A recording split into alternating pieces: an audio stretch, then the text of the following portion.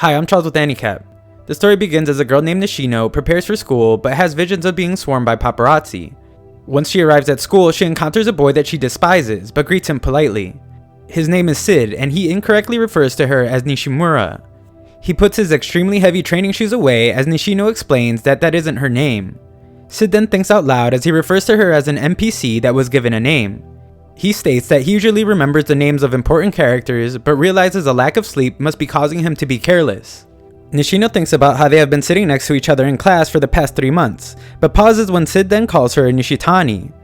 They part ways and Nishino reveals that her hate doesn't come from him mispronouncing her name, but from how he doesn't look at her when they talk, as if he is looking at some far-off place. Later, Nishino is surrounded and admired for her upcoming role in a show, while Sid is nearby completing several thousand repetitions of an arm exercise. In the restroom, Nishino reveals that she had to quit show business in middle school because of a scandal, and Sid studies about gaining more power. Nishino explains that she now hides behind a mask and tries hard to make sure no one hates her. In another room, Sid plays the piano beautifully as we see that Nishino's driver is taken out as she attempts to call him. She decides to walk home alone but is stopped by 2 strangers. Nishino can only cry out that the same incident is happening to her again and loses consciousness after seeing that Sid is watching. She wakes up later to listen to one of the strangers explain that she shouldn't be walking home alone since she is the daughter of the head of the Nishino Zaibatsu. They explain that they are simply waiting for the ransom money to come in but begin to argue with each other.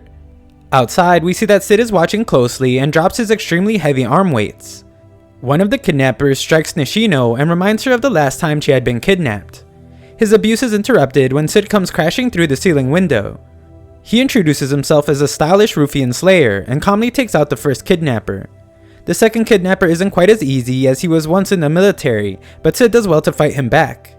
He explains how useful crowbars are as weapons, but realizes that at his current level, he is no match for an ex-military. Sid decides to get serious though and demonstrates an alternate way to use crowbars. He explains that he perfected his technique by beating up bike gangs that terrorized the city. Those bikers began to wear helmets, so Sid switched his grip on the crowbars to reach their full potential. He uses this technique on the kidnapper and brutally beats down on him. Sid frees Nishino but hides himself and thinks about how if he can't beat an ex-soldier, then he will never become the Eminence in the shadow. Nishino would call the police and her father would cover up the incident forever as she laments how she wasn't able to find out the stylish ruffian slayer's identity. Afterwards, Nishino returns to school to find Sid once again, but is shocked to see that he called her the right name and is now looking directly at her. Later, a news report reveals that a student had been hit by a truck. This student was Sid, and he did not survive. However, moments later, Sid explains to us that he had always wanted to be a hero since childhood. Unlike other kids though, this was not a temporary phase for Sid, and this dream would eventually drive him to master every skill he needed to be stronger. He goes on to explain that in class, he had always pretended to be an ordinary and harmless background character. However, behind his mask, he gave everything to his training. Sid has never strayed from his path, but now realizes that he must face reality. He can continue to learn all the martial arts in the world, but he will never achieve the overwhelming power that is told in stories. Sid is currently useless against guns, and if a nuclear missile fell from the sky, he would be evaporated. He doesn't want to stay this way though and vows to overcome those limitations without compromise.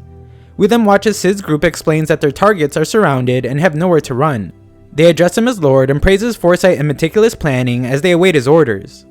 Sid then thinks to himself how he has been blessed with a new life in a new world, but still craves more power. In this new world, Sid is able to use magic and leads his group. He promises to make it this time and will give up everything to achieve his goal. Sid wants to be the one in the story that operates from the darkness. He wants to be the Eminence in Shadow. Sid then goes on to explain that his journey to become Eminence in Shadow was cut drastically short when he died at the age of 18. His new mother was shocked to see that her baby was not crying at all, but once Sid realized he was reincarnated, he pretended to cry like a baby. His next major realization was that the air in this new world was filled with magical energy. In his past life, magic was a thing of fairy tales, but now it is an overwhelming power that he can claim.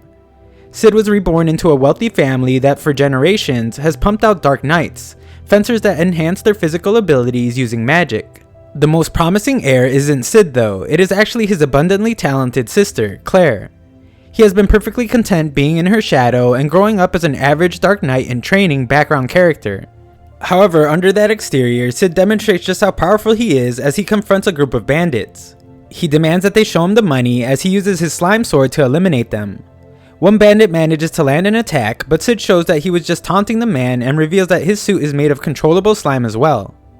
Among the rewards he plans to claim, he discovers a caged monstrosity.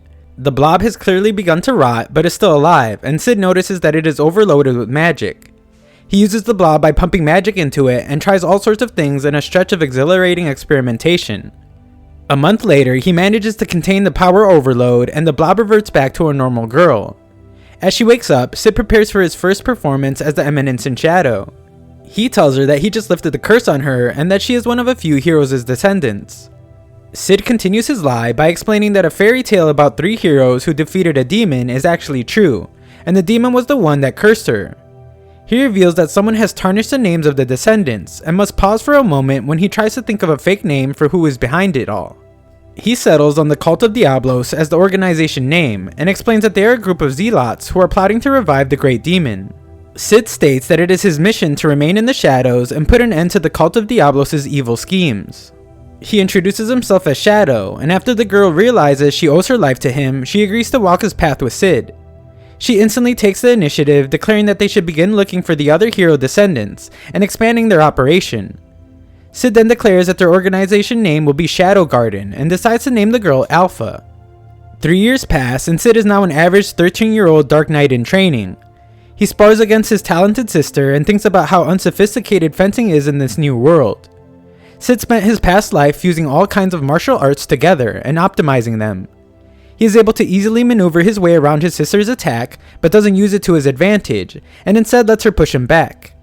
She is then called away as Sid thinks about how he must remain a background character so he will be prepared for when the time comes. Later that day, Claire is set to depart for a magic academy but is not in her room, and it soon becomes clear that she has been taken. Sid thinks about how Alpha has quickly been recruiting others to the Shadow Garden, and learns that she has already begun investigating his sister's disappearance. Alpha finds that Claire is still alive and that her kidnappers belong to the Cult of Diablos. Meanwhile, Beta has pinpointed several of their hideouts but is not able to determine which they are keeping Claire in. Sid confidently points at an area on the map but misses his target completely. Luckily for him though, Beta analyzes that area and discovers that there might be a secret hideout there. She credits him for his discovery, and Sid instructs her to gather the 7 shadows. Elsewhere, Claire is held captive as she is tormented by a guard. She explains that she can still defend herself even while being held by magic suppressing chains because of her brother. Even though she always beats him in duels, she has always learned from his sword. The guard asks about a story he heard about her brother healing her after she was possessed, but she explains that it's only a myth since Sid is incapable of such things. The guard plans to investigate her brother, but Claire becomes extremely enraged and mutilates her own arms to break free. She vows to kill the guard and his family if anything happens to Sid, but he brings her down soon after. Just then, the guards come under attack by 7 intruders that attack from the shadows. They announce themselves to be Shadow Garden and explain that it is their life mission to annihilate the Cult of Diablos. The guard is shocked to hear that they know about the secret organization, but is soon defeated and left alive for questioning. However, he takes a pill as a last resort and manages to escape. Alpha explains that there is no need to go after the guard though, as he is headed straight towards their powerful leader. The two encounter each other soon after, and Sid commends the guard for having substantial magic power. Unfortunately for him, he doesn't know how to use it well, and Sid gives him a master class on fighting. He explains that with enough skill, a person can win a battle decisively without even using magic. The guard is quickly defeated and explains how Sid will never see the true darkness of the world. Sid proclaims that he will then just dig even deeper, but this only makes the guard take the rest of his pills to gain power. Sid is unfazed, however, and reveals his true strength and immense magical power. Before the guard loses consciousness, he thinks about how Sid might be the one to defeat the darkness, and looks at a picture of a girl in his pendant. Afterwards, Claire returns home and after healing, sets out for the royal capital. Sid waits for the day that he might be able to go to the capital for adventures, but settles on staying put and commanding his group for now. However, Alpha surprises him and states that it's time for them to leave him. Sometime later, Sid laments how the girls explain that the Cult of Diablos is an organization that operates on a global scale, and to fight against it, they scatter to the 4 winds.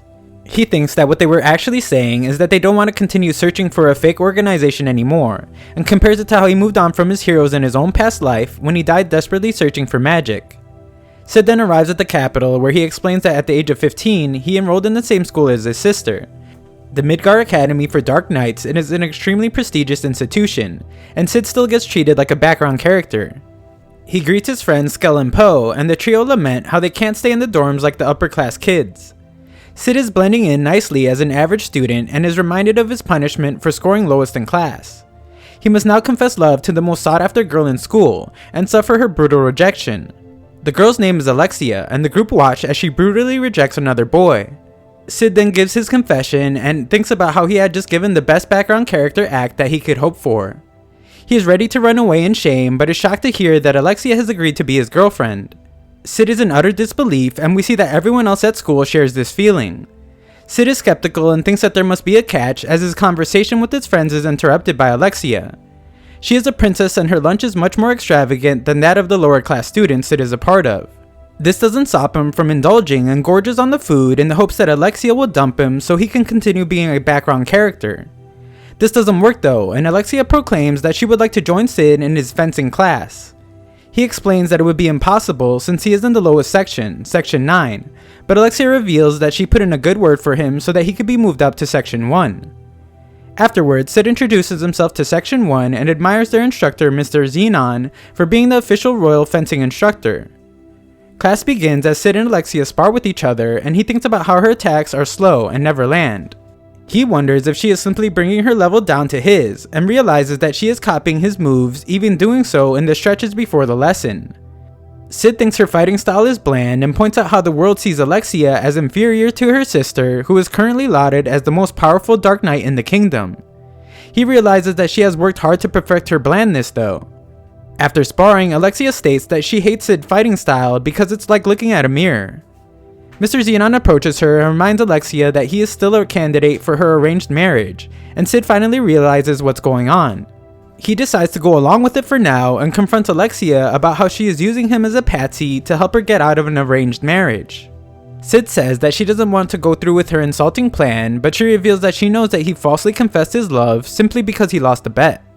She uses this fact in an attempt to convince Sid into going with her plan until Mr. Xenon gives up on her, but Sid points out that it's clear to everyone that Sid is out of her league. He is insulted when she attempts to bribe him with money, but quickly realizes that he is the type to do things for money, and soon becomes very obedient. The two continue their act, but Mr. Xenon is undeterred and Alexia becomes infuriated. She commands Sid to be obedient and he obliges since he knows that arguing with her would be pointless. He has decided to devote himself to the role of a robot who is programmed only to agree. Sid tries to point out that Mr. Xenon seems like he would make the perfect husband, but Alexia states that it's easy to fake perfection since that is what she does. She likes to judge people based on their flaws, and that is why she likes the very average Sid, who is full of flaws.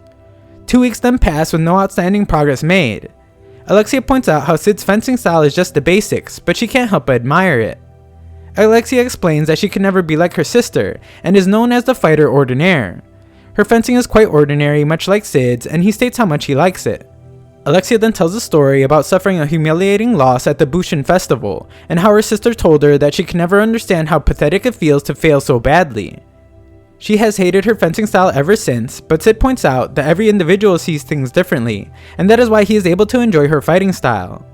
Alexia is skeptical of his intentions behind his words, but Sid just says that he doesn't like people dissing the things he likes. The two break up their fake relationship soon after, and Sid tells his friends that they didn't get anywhere. They are confronted by Mr. Xenon, who explains that Alexia didn't return to her dorm the night prior, and it is being investigated as a kidnapping. Sid is a prime suspect since he was the last to be in contact with her, and he realizes that he is now in big trouble. Thanks for watching part 1, future parts will be in a pinned comment below.